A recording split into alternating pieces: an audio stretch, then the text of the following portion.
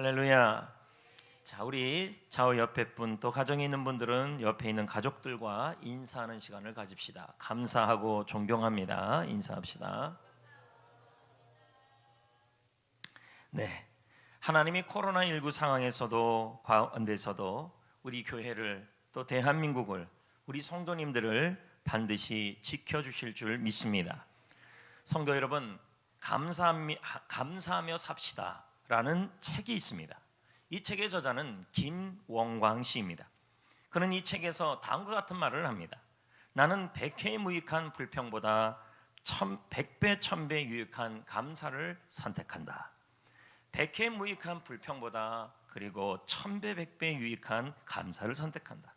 성도 여러분, 오늘 말씀에 보면 지금 여기에서 감사를 선택한 사람이 나오고 지금 여기에서 감사를 선택하지 않은 사람들이 등장합니다. 그런데 그들의 인생의 결과는 확연한 차이가 납니다. 물론 우리가 여호수아를 순서에 따라서 나누고 있지만 그 순서에 따라 나누고 있지만 오늘 말씀을 보면 이 감사에 대한 말씀이 등장합니다. 물론 여호수아 22장을 읽어보면 감사에 대한 말씀이 어디 나오냐고 생각할 수 있겠죠. 그러나 조금만 더 문맥을 통해 본다면 여기 역시도 감사에 대한 말씀이 등장하고 있습니다. 그러면 성도 여러분, 지금 여기에서 감사를 선택하지 않은 사람들부터 먼저 보겠습니다. 본문 8절입니다. 다 같이 읽어 볼까요? 시작. 말하여 이르되 너희 많은 재산과 심히 많은 가축과 은과 금과 구리와 새와 심히 많은 의복을 가지고 너희의 장막으로 돌아가서 너희의 원수들에게서 탈취한 것을 너희의 형제와 나눌지니라 하매. 여기 보면 여호수아가 너희라는 단어를 계속 쓰고 있습니다. 이 너희가 누구냐? 바로 르벤 지파, 갓 지파, 므낫세 지파 중에서 반이었습니다. 이들은 참 많은 축복을 받았습니다. 그리고 이들은 가나안 땅에 원래 거주해야 되지만 그 전에 모세와 약속하기로 자신들이 정복 전쟁에 참석하면 자신들에게 요단 동쪽 가나안 땅 말고의 땅을 주겠다고 약속을 받았습니다. 그리고 이들은 이제 많은 축복을 받고 돌아가는 내용이 22장의 내용입니다. 그래서 그들은 많은 재산, 그리고 가축, 은, 금, 새, 의복 모든 것을 받아서 이제 요단 동쪽인 모압 땅으로 돌아가게 됩니다. 가나안 땅이 아니죠. 그런데 그들에게 한 가지 아쉬운 부분이 있는데 그것이 뭐냐면 하나님께 감사했다는 말이 한마디도 나오고 있지 않습니다. 이들을 포함해서 이스라엘 전체 민족은 여기까지 어떻게 왔을까요? 이집트에서 400년을 종살이했던 민족이 이 가나안 이스라엘 민족입니다. 이들은 소망 없이 살았습니다. 그런데 하나님께서 바로 왕의 강한 손에서 그들을 건져내어 주셨습니다. 10가지 재앙으로 바로를 항복시켰고 홍해를 육지같이 건너게 하여 주셨습니다. 40년 동안 광야라는 곳을 지나가면서 구름기둥 불기둥으로 그들을 인도하고 마라의 쓴물을 단물로 바꿔주시는 일들을 하나님이 하셨습니다. 아멜렉과의 전쟁에서는 대승리를 거두게 하셨고 요단 강물을 갈라주었고 여리고 성을 무너지게 하신 분이 하나님이셨습니다. 그래서 모세는 신명기 29장 5절에 이렇게 고백하는 것입니다. 다 같이 읽어볼까요? 시작. 주께서 40년 동안 너희를 광야에서 인도하게 하셨거니와 너희 몸의 옷이 낡아지지 아니하였고 너희 발의 신이 헤어지지 아니하였다. 하나님은 모든 기적을 이스라엘 민족 므낫세 그리고 르우벤 지파 갓 지파를 포함하여 이 일을 행하여 주셨습니다. 그들이 한 게 아니라 하나님이 하셨던 것입니다. 하지만 그들의 입에서 나온 말은 그저 불평밖에 없었습니다. 그러나 하나님은 그런 이스라엘 백성들을 끝까지 책임지고 끝까지 인도하여 주셨습니다. 생명을 보존시켜 주셨고 엄청난 축복을 누리게 하여 주셨습니다. 그러면 이 두 지파 반도 가장 먼저 고향으로 돌아갈 때, 고향이 아니죠, 어떻든 요단 동편으로 돌아갈 때 그냥 돌아가는 것이 아니라 이 모든 은혜를 주신 하나님께 감사하는 고백을 드렸었어야 했습니다. 하지만 그들은 많은 재산과 가축과 은과 금을 가지고 돌아가며 미련 없이 자기 장막으로 돌아가는 내용이 오늘 내용입니다. 여러분, 이들은 하나님 앞에 감사를 하지 않았던 것이었습니다. 감사가 뭐가 대단하냐라고 생각하겠지만 감사의 관점에서 본다면 이 르우벤 지파, 갓 지파, 므낫세 반 지파가 감사를 잃어버렸던 그의 삶이 후대까지 영향을 미치고 그들의 삶이 마이너스 인생이 되며 그의 가문이 마이너스가 되기 시작하는 것이 역사가 성경이 증언합니다. 대표적으로 열왕기하 10장 32, 33절에 보면 하나님께서 땅을 잘라낸다는 말이 나옵니다. 읽어볼까요? 시작. 이때 여호와께서 이스라엘에서 땅을 잘라냈다, 빼앗기 시작했다, 빼기를 시작했다라는 것입니다. 그래서 그 땅을 누구한테 줬냐면 하사엘에게 가져가게 되는 것입니다. 그런데 그 땅을 빼앗기 시작했던 그 잘라냈던 땅의 핵심이 바로 이 두 지파 반이었어요. 볼까요? 33절. 요단 동쪽 길앗 온 땅, 갓 사람, 므낫세 사람, 르우벤 사람, 므낫세 사람의 땅, 이렇게 나오고 있지 않습니까?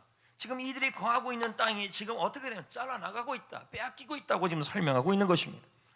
여러분, 우리가 미루어 짐작할 수 있는 것은 이 두 지파 반은 감사를 잘 할 줄 모르는 지파였다라는 것입니다. 깜빡깜빡 할 수 있겠죠. 그러나 여러분, 감사하지 않는 인생은 빼앗기는 인생이 되고, 감사하지 않는 인생은 고통받는 인생이 되고, 감사하지 않는 인생은 시대를 걸쳐, 후대에 걸쳐 후세까지 영향을 미칠 수 있음을 보여주고 있는 것입니다. 반면에 지금 여기에서 감사한 사람도 등장합니다. 자, 그가 누구냐면 바로 7절 말씀을 읽어볼까요? 자, 읽어볼까요? 시작. 여호수아가 그들의 장막으로 돌려보낼 때 그들에게 축복하고. 자, 여기 보면 여호수아라는 사람이 등장하고 그들이라는 단어가 등장하는데 이들이 누구냐면 아까 말한 르벤 지파, 갓 지파, 므낫세 지파 반을 의미합니다. 그들에게 여호수아가 지금 뭐 하고 있냐면 축복하고 있다는 겁니다. 축복이라는 단어는 물론 여러 의미도 있지만 또 하나의 의미가 받은 복을 하나님께 감사하다는 의미도 포함되어 있습니다.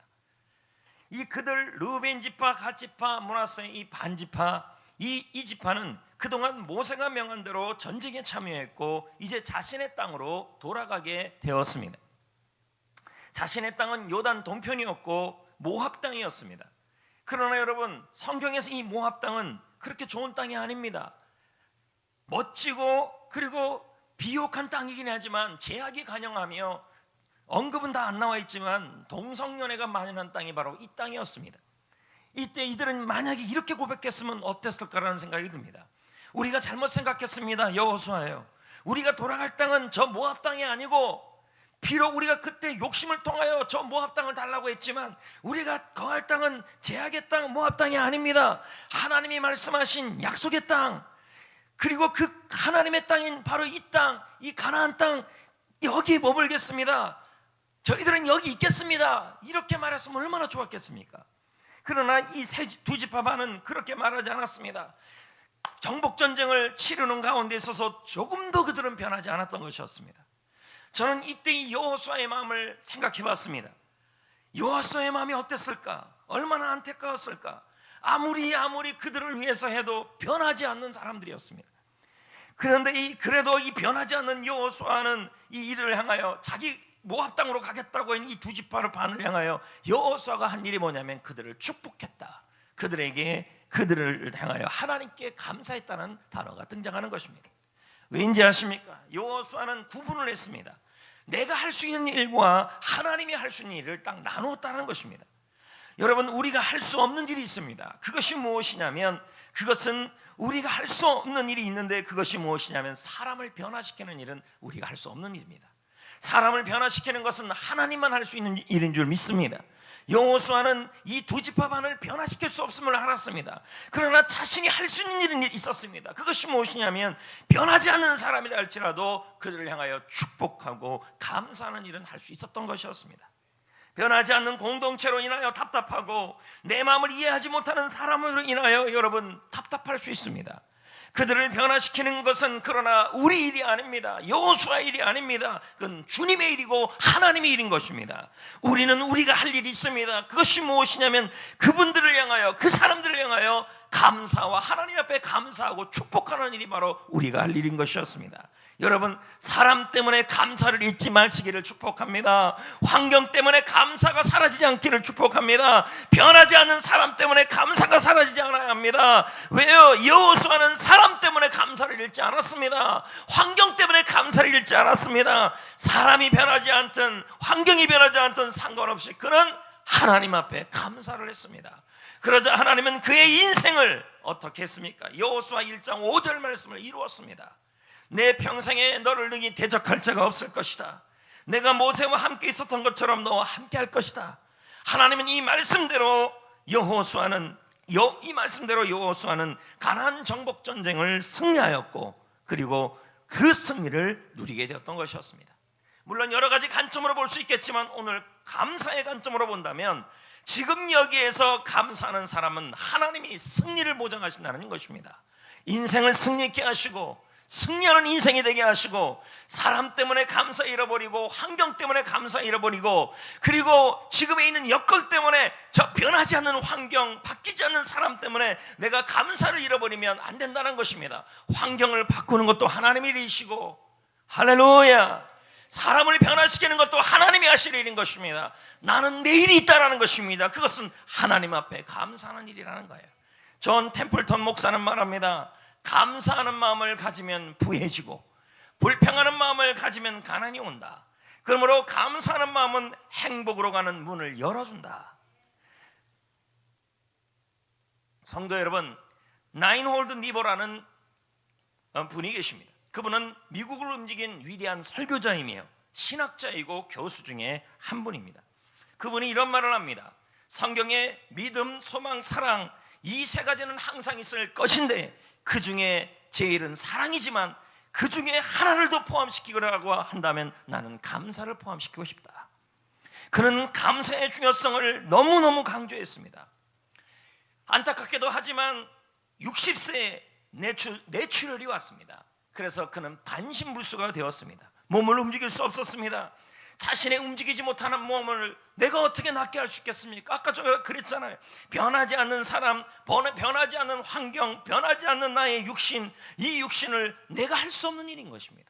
이것은 하나님이 할 수 있는, 하나님이 해야 될 일인 것입니다. 그러나 내가 할 수 있는 일은 있다는 것입니다. 그것이 뭐냐면 찬양하며 감사하는 일이라는 거예요. 그 힘든 고통의 시간을 보내면서 반신불수의 상황이 있으면서 그는 하나님을 찬양하며 감사하는 생활을 지내갑니다. 여러분, 우리는 환경을 변화시킬 수 없습니다. 우리는 우리의 병든 몸을 바꿀 수가 없습니다. 그러나 여러분, 하나님은 우리의 병든 몸도, 변할 수 없는 사람도, 바뀌지 않는 환경도 얼마든지 변화시킬 수 있는 분이십니다. 그러나 내가 할 수 있는 일은 해야 합니다. 그것이 뭐냐면 바로 하나님 앞에 감사하고 축복하는 여호수아의 일을 해야 하는 것입니다. 2년 후에 이 니보 목사님에게, 이 니보 교수님에게 기적이 일어났습니다. 반신불수의 몸이 회복되어서 다시 강단에 서게 되었던 것이었습니다. 멜로디 비티는 말합니다. 감사는 완전한 인생을 열어준다. 우리가 가진 것을 충분하고 넘치는 것으로 변화시킨다. 부정을 긍정으로, 혼돈을 질서로, 혼란을 명쾌함으로 바꾸어준다. 문제점을 재능으로, 실패는 성공으로, 예상할 수 없는 일을 완전한 타이밍으로, 실수는 중요한 일로 변화시킨다. 감사는 과거를 이해하고 현재의 평안을 가져오고 미래를 위한 비전을 제시한다. 감사에 대한 얘기죠. 그래서 에베소 5장 4절은 말씀합니다. 누추함과 어리석음과 희롱의 말이니 마땅하지 아니하니 오히려 감사하는 말을 하라. 표준 세문역 성경도 해석합니다. 더러운 말과 어리석은 말과 상스러운 농담은 여러분들에게 어울리지 않습니다. 오히려 여러분은 감사의 참말을 하십시오. 할렐루야, 할렐루야. 지금의 환경을 우리가 어떻게 변할 수 있겠습니까? 지금의 이 현실을 우리가 어떻게 바꿀 수 있겠습니까? 지금 우리 옆에 있는 사람들을, 저 변하지 않는 르벤 지파, 갓 지파, 므낫세 지파, 그 사람들을 우리가 어떻게 변화시키겠습니까? 그 사람 때문에 답답하고 이 환경 때문에 정말 답답할 때 여러분, 이 환경을 바꾸는 일, 이 현실을 바꾸는 일, 사람을 바꾸는 일은 내 일이 아니라 주님의 이름을 기억하고 주님이 하셔야 될 일임을 기억하고 나는 내 일을 해야 합니다. 그것이 무엇입니까? 여호수아처럼 변하지 않는 새 두 지파 반을 향하여 축복하는 일입니다. 감사하는 일입니다. 하나님 앞에 감사를 선포하는 일입니다. 여러분, 예전에 시크릿이라는 책이 열풍이 불었습니다. 우리나라만 100만 명이 책이 팔려나갔습니다. 이 책의 주제가 이런 겁니다.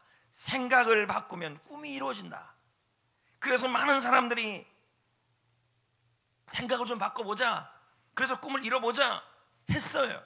그런데 해보니까 아무리 생각을 바꾸어도 꿈이 이루어지지 않는 거예요.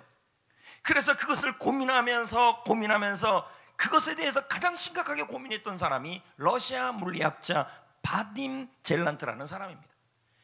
이 바딤 젤란트는 시크릿이라는 책에 생각을 바꾸면 꿈이 이루어진다라는 그 말을 가지고 실제로 이루어지는 사람도 있는데 안 이루어지는 사람은 뭐냐 하면서 물리학적으로 접근을 했습니다. 그래서 그가 접근을 하며 연구를 해서 책을 냈습니다. 논문 같은 책을 한 권 냈는데 그 책 이름이 리얼리티 트랜스서핑이라는 책입니다. 책의 내용은 이렇습니다. 아주 간단하게 설명하면 이런 겁니다. 우리는 흔히 생각을 바꾸면 꿈이 이루어진다 그랬는데 왜 생각을 바꿔도 꿈이 이루어지지 않습니까? 그거에 대해서 물리학적으로 접근했던 것이었습니다. 그 이유가 뭐냐? 이 바딤 젤란트 물리학자는 그 이유를 펜듈럼 에너지라고 설명합니다. 어려운 말 절대 아닙니다. 펜듈럼 에너지가 뭐냐? 물리학에서 말하기를 부정적 파동입니다. 아무리 생각을 바꾸어도 이 부정적 파동이 문제라는 것입니다.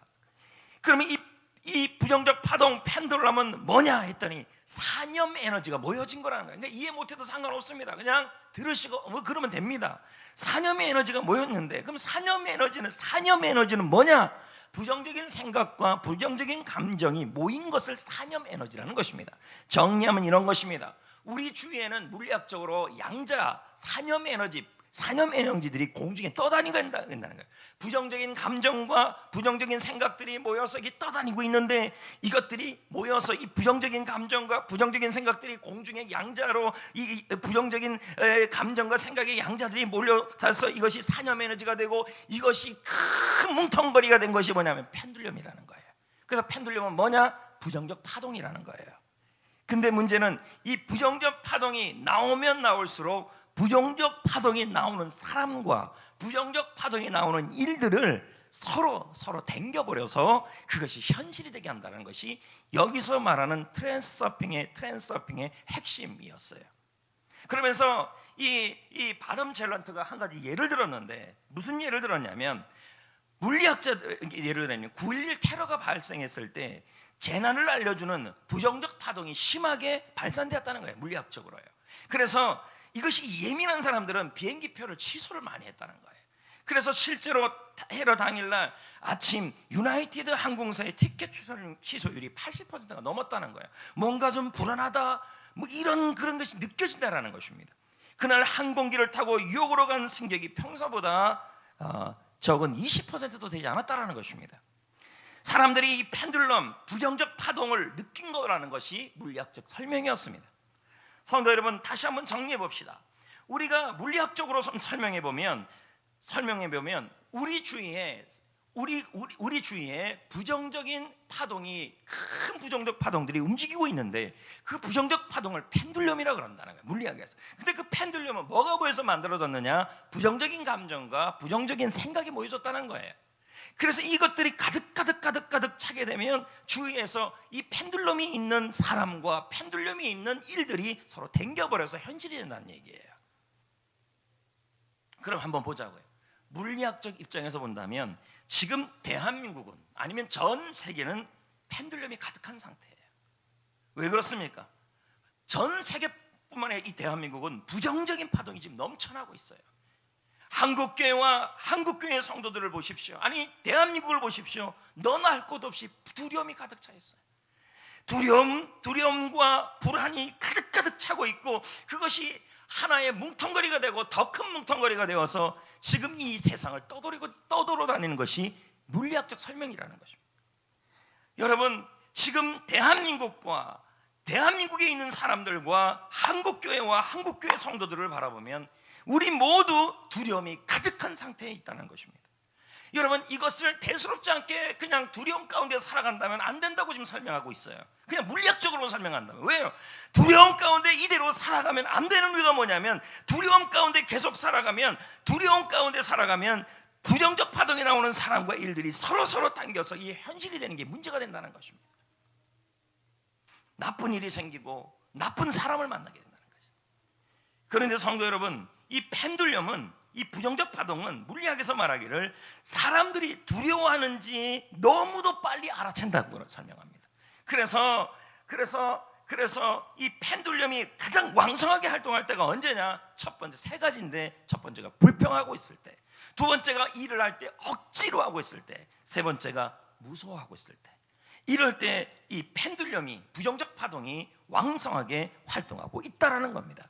그런데 여러분, 이 물리학자 바덤 제란트가 말하기를, 양자 물리학에서 말하기를 펜듈럼을 제거하는 아주 놀라운 방법이 있다고 설명하고 있습니다. 그것이 뭐냐? 여러분이 늘 하고 있는, 우리 교회에서 늘 하고 있는 바로 그 감사였습니다. 물리학자 바덤 제란트는 말합니다. 펜듈럼을 없애는 방법은 감사다. 감사는 언제나 좋은 것을 끌어당기고 펜듈럼을 사라지게 한다. 이 중요한 감사를 우리는 너무 대수롭게 생각하고 있다는 것입니다. 물리학적 입장에서 본다면 이 감사는 내 주위에 있는 이 부정적인 파동을 없애고 우리 삶을 살아나게 하는 것이 이 감사라고 지금 설명하고 있는 거예요. 근데 우리는 감사가 습관이 돼버리고 감사를 대충 생각해버리고, 감사는 어느 날 그냥 건너뛰고, 왜 감사 안 하냐 그랬다면 어느 날은 깜빡했다고 또 안 했다 그러고, 이런 현상들이 일어나고 있다는 것입니다. 그런데 성도 여러분, 이 물리학적 설명뿐만 아니라 하나님은 이 사실을 너무도 더 자세하게 성경에서 설명하고 있다는 거예요. 고린도후서 2장 14절 16절 말씀에 보면 이렇게 나와 있어요. 우리로 말미암아 각처에서 그리스도의 아는 냄새를 나타내신 하나님께 뭐하라 그래요? 감사해야 된다. 하나님께 감사해야 된다. 왜? 우리를 통해 예수 그리스도의 향기가 나게 된다는 거예요. 그 냄새가 뭔데요? 바로 생명의 향기라는 거예요. 근데 그 냄새가 언제 더 확실하게 나타나느냐? 바로 감사할 때라고 지금 설명하고 있는 거예요. 그 향기가 16절에 말하기를 생명으로부터 생명이 이르는 냄새라고 설명하고 있어요. 성도 여러분, 하나님은 오늘도 감사하는 사람에게 생명의 냄새가 나게 하여 주신다는 말이에요. 그 생명의 냄새가 무엇이냐? 바로 사망의 냄새를 사라지게 하고 예수의 능력이 나타나게 하신다는 말이에요. 할렐루야. 사망의 냄새는 물리학으로 설명한다면 펜듈럼, 부정적인 파동을 감사하는 사람에게 하나님이 제거시켜버린다는 거예요. 여러분, 감사가 이렇게 중요하다는 것이죠. 감사는 그 사람에게 생명에 이르는 냄새가 나게 합니다. 하나님은 감사하는 사람에게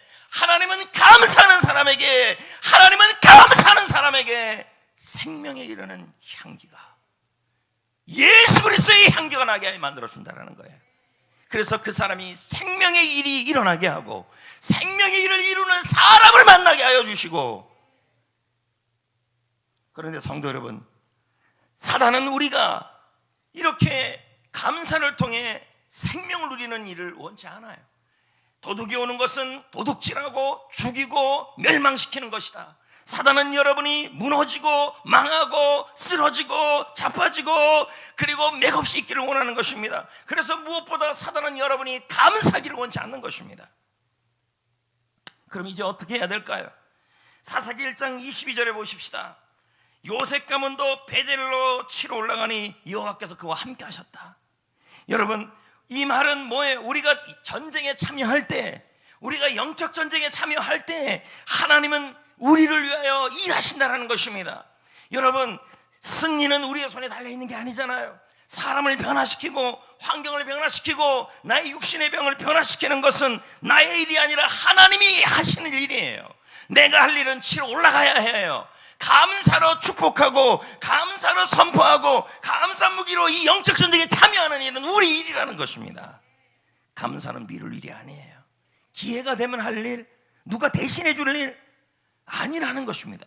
감사는 지금 여기서부터 참여해야 될 일이에요.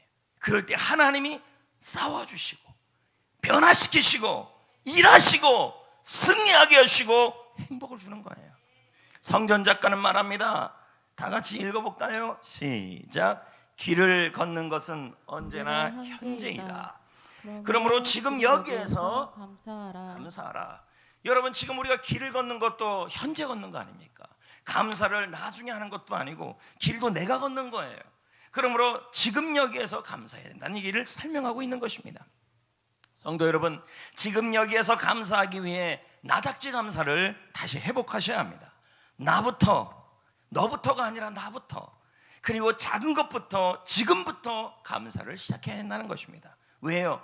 행복한 사람들의 공통점이 있는데 그들은 하루도 빠짐없이 감사를 고백한 사람들이에요.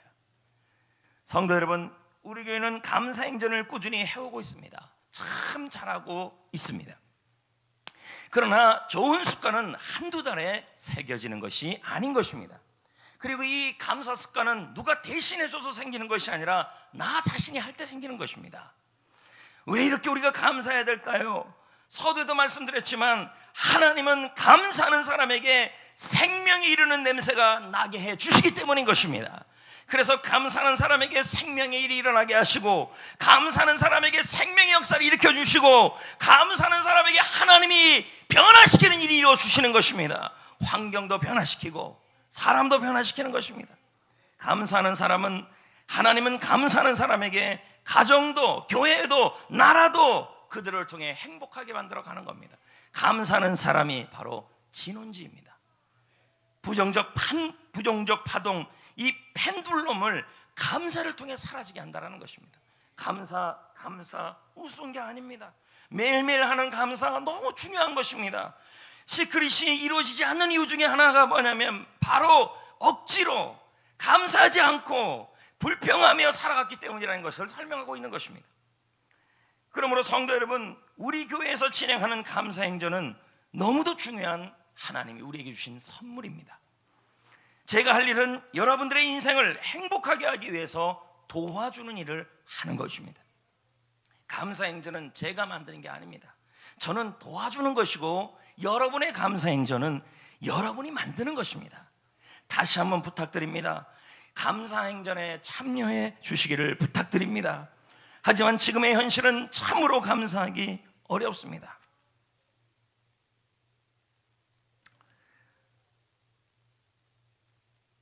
하지만 여러분, 코로나 상황을, 이 어려운 상황을 온 세상이, 온 한국교회가, 성도들이 모두 이 부정적 파동 속에 있는, 이 두려움 속에 있는 이 상황을 우리는 지혜롭게 이겨나가야 합니다.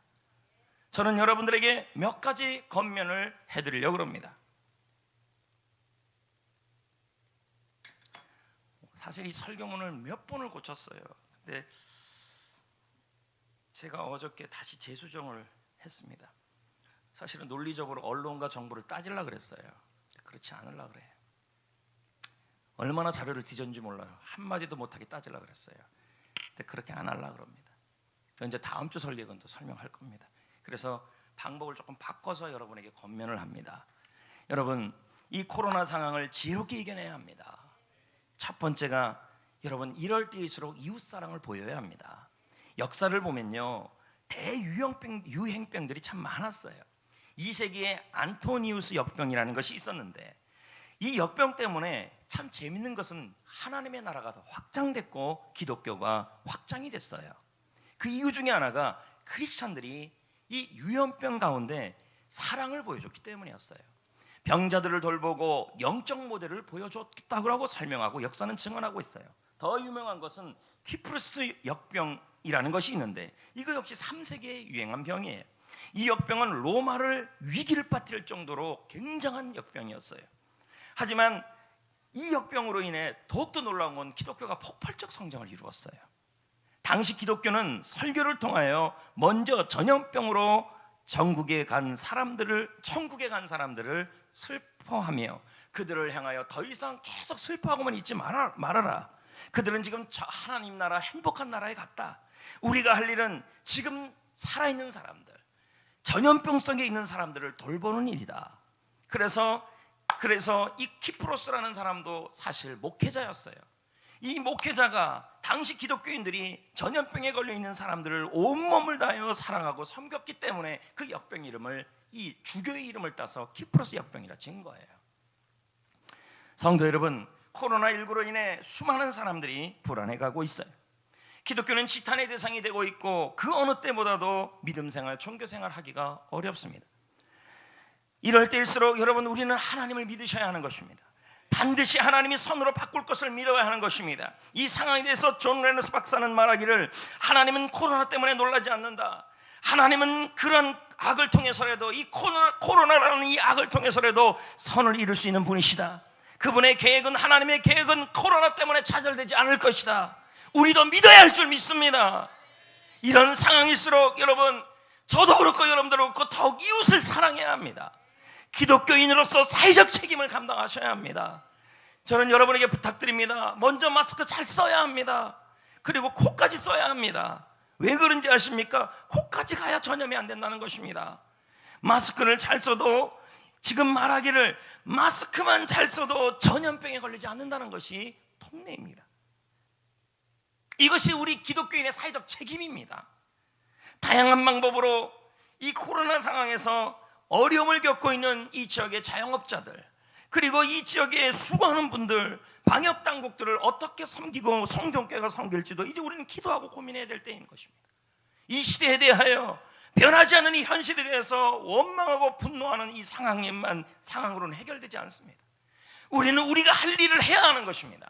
하나님께 감사하고 어떻게 하면 빛과 소금의 사명을 감당할 수 있을까를 고민하며 또 한 번에 하나님의 나라를 이뤄갈 수 있기를 고민해야 하는 것입니다.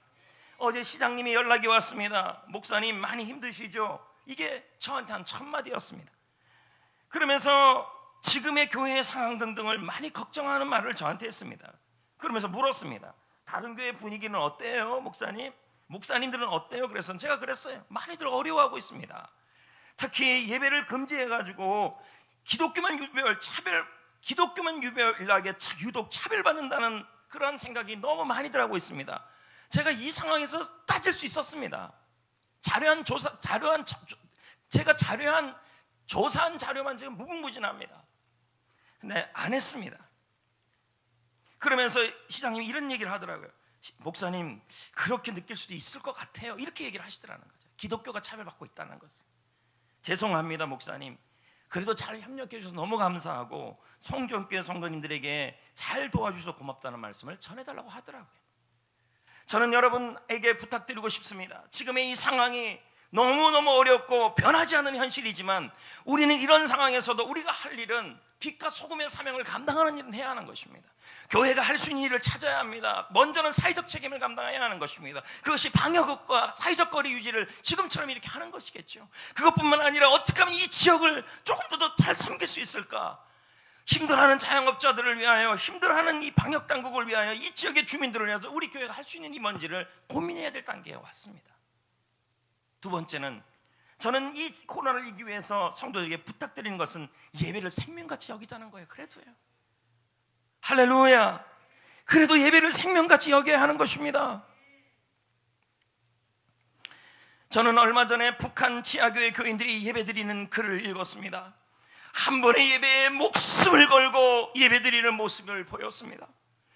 한 번의 예배를 드리기 위해서 생명을 걸고 예배드리는 그 모습에 저는 뭉클했습니다. 어떤 분들은 말합니다. 나중에 코로나가 잡히면 예배드리지 뭐 그렇게 극성이냐고. 그러나 아닙니다, 여러분. 어떻든 신앙인에게 예배는 본질이고 믿는 자에게 예배는 목숨이며, 이 목숨보다 더 중요한 게 예배이며, 전쟁중에서도 예배를 드렸고 포탄이 떨어지는 참호 속에서도 예배는 드렸었습니다. 그런데 요즘 한국교회 성도들을 보면 예배는 집에서 드리는 것을 더 좋아하고, 그것이 모든 것이 된 것처럼 너무 편안해지는 습관이 되는 것처럼 보여서 걱정이 앞섭니다. 얼마 전에 전 대신대 총장 정성교 교수님의 글을 제가 읽었습니다. 비대면 예배는 처음부터 예배가 아니다. 정성교 교수님, 총장님이 이렇게 얘기해요. 지금 말로는 비대면 예배를 하지만 비대면 예배는 예배라고 붙일 수 없다는 거예요. 예배 장면을 눈으로 보고 있다. 예배라는 하나님께 몸과 마음을 다해 나의 전부를 드리는 게 예배다. 그러므로 비대면 예배, 온라인 예배라는 말은 맞지 않다. 하루종일 현장 예배로 돌아와야 한다. 어쩔 수 없는 상황이죠 지금요. 그러나 저의 한 가지 소원은 온 성도님들이 다시 교회에 와서 찬양하고 예배하는 거, 마음껏 기도하고 말씀을 전했을 때 그때가 회복되는 거, 특세와 금요 기도회 때 가득 메워 주님을 높이며 기도했던 그 순간이 너무 사무치고 그립습니다. 그날이 회복되기를 원합니다. 성도 여러분, 온라인 예배를 드릴 때에도 물론 제가 이 예배라는 단어를 쓰기도 부담스럽지만 부탁드립니다. 교회에서 예배 드리듯이 드려주십시오.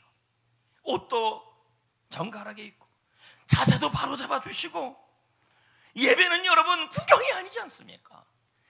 자세에서 마음의 집중력이 생기고, 그리고 자세에서 하나님에 대한 집중력이 생기지 않습니까? 하나님 앞에 예배를 드려야 합니다. 우리 하나님은 지금도 이 상황을 얼마든지 바꿀 수 있는 분이지 아닙니까? 현장 예배가 회복되는 날, 여러분 머뭇거리지 말고 주의 장목을 사모하는 타이세 심정으로 하나속히 돌아오십시오. 회복되는 그날에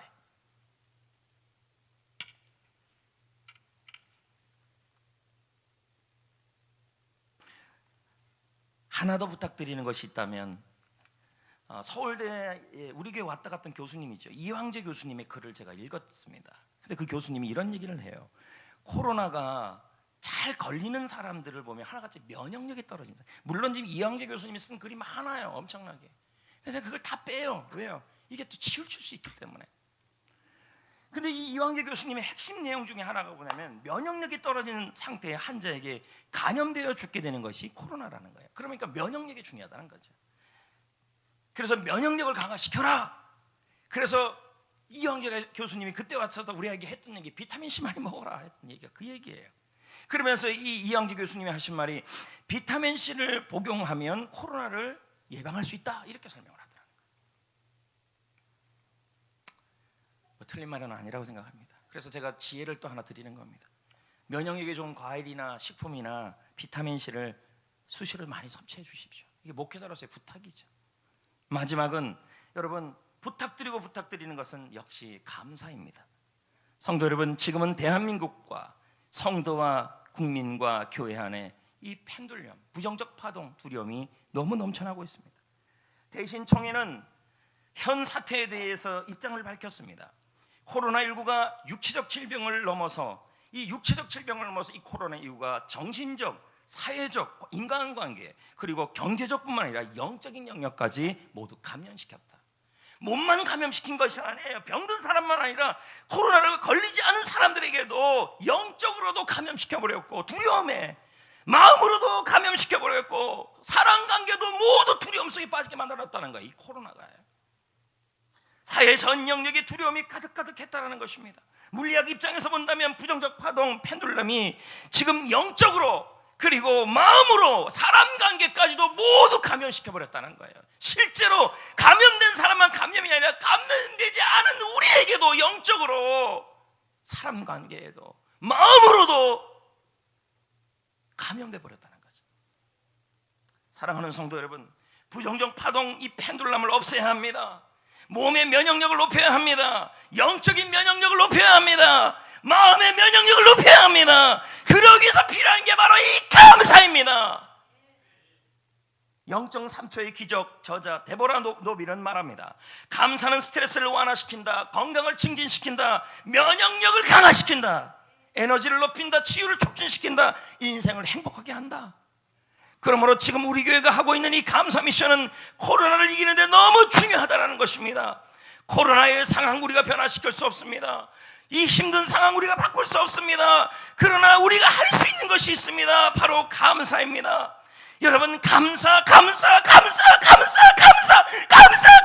너무 중요합니다. 하나님이 그렇게까지 자신의 뜻이라고 말했던 게 감사 아닙니까? 범사에 감사하라, 그리스도 예수 안에서 너희를 향하신 하나님의 뜻입니다. 감사 너무 중요합니다. 그런데 이 감사를 너무 대수롭게 생각하지 말아줬으면 좋겠습니다. 송영교회 안에 감사 행전이 있고 감사 미션이 있다는 건 하나님의 축복이요 선물입니다. 면역력을 높여야 합니다.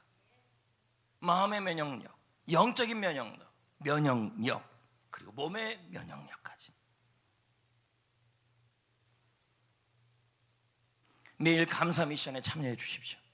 감사 미션이 인생을 바꾸고 교회를 바꾸고 대한민국을 바꾸고, 내가 한다고 뭐가 바뀌어지냐? 여호수아도 그랬을 것입니다. 내가 한다고 이 지파 두 지파 반이 변할 것이다. 그러나 여호수아는 여호수아 일을 했습니다. 지난번 기독교 방송 CTS 팀장과 지부장님이 우리 교회에 왔습니다. 신앙 에세이 촬영차 왔습니다. 그러면서 이런 말을 했어요. 목사님, 정말 제가 저희들이 많은 교회를 다녀봅니다. 그런데 대부분의 교회들은 생기를 잃어가고 있습니다. 그런데 송정교회를 딱 들어주는 순간부터 생기를 느껴졌습니다. 저는 그 이유를 이렇게 말했습니다. 하나님의 은혜이다. 하나님이 하시고 있다. 하나님이 하셔야 한다. 그리고 성도들이 훌륭하고 제자 훈련과 감사 미션 덕분이라고 설명했습니다. 사랑하는 성도 여러분, 저는 코로나 상황에서 정말 많은 고민을 하고 있습니다. 지금 이 스트레스가 이루 말할 수가 없습니다. 한 번도 경험하지 못한 이 상황을 어떻게 극복해야 되고, 교회가 예배를 드리지 못하는 이 현실을 어떻게 이해해야 하고, 지금의 현 시국에 대해서 목회자로서 어떻게 대처하고, 목사님들마다 생각이 너무 좌우가 딱 나눠져 있어요. 서로 싸워요. 지금도 어떻게 해야 될까? 코로나 관련 자료를 찾고 읽고 기도하고 글을 썼다가 지웠다가, 어떨 때는 답답하고 어떨 때는 절망하고 어떨 때는 맥이 빠지고 어떨 때는 분노가 생기고, 그러다가 유튜브를 틀었는데 찬양 한 곡이 눈에 보였어요. 제목이 행복이었어요. 제목이 좋아서 그냥 들었어요. 그런데 가사 한 구절 한 구절이 제 마음에 다가왔어요. 이번 주 내내 들었어요.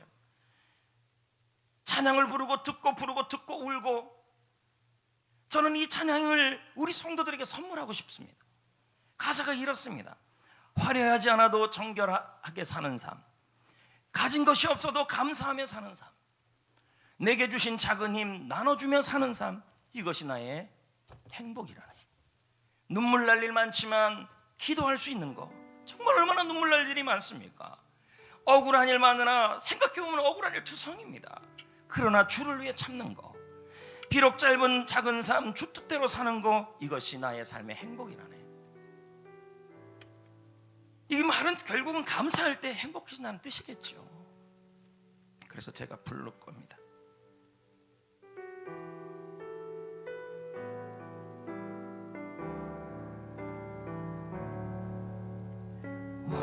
화려하지 않아도 정결하게 사는 삶, 가진 것이 적어도 감사하며 사는 삶, 내게 주신 작은 힘 나눠주며 사는 삶, 이것이 나의 삶의 행복이라오.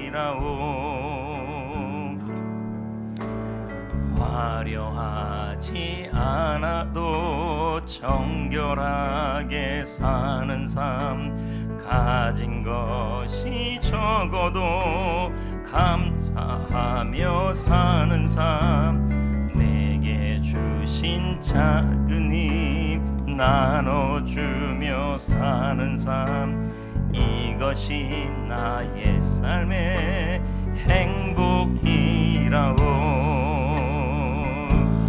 이것이 행복이라오. 세상은 알 수 없는 하나님 선물, 이것이 행복이라오. 하나님의 자녀로 살아가는 것,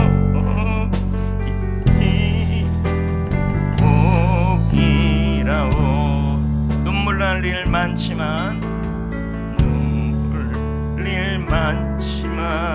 기도할 수 있는 것, 억울한 일 많으나 주를 위해 참는 것, 비록 짧은 작은 삶 주 뜻대로 사는 것, 이것이 나의 삶의 행복. 눈물 날 일 많지만 눈물 날 일만 기도할 수, 억울한 일 많으나 주를 참는 것, 비록 짧은 삶 주 뜻대로 사는 것, 이것이 나의 삶의. 다 같이 다시 한번, 이제 악보 나왔으니까요. 눈물 날 일 많지만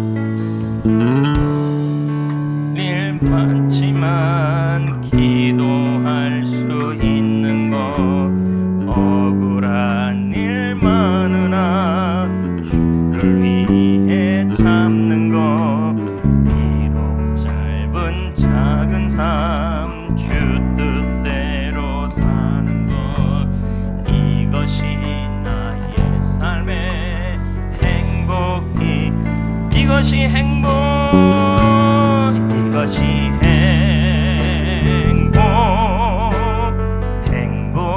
행복이라고. 세상은 알 수 없는 하나님 선물, 이것이 행복이라고. 하나님의 자녀로 나가는 것,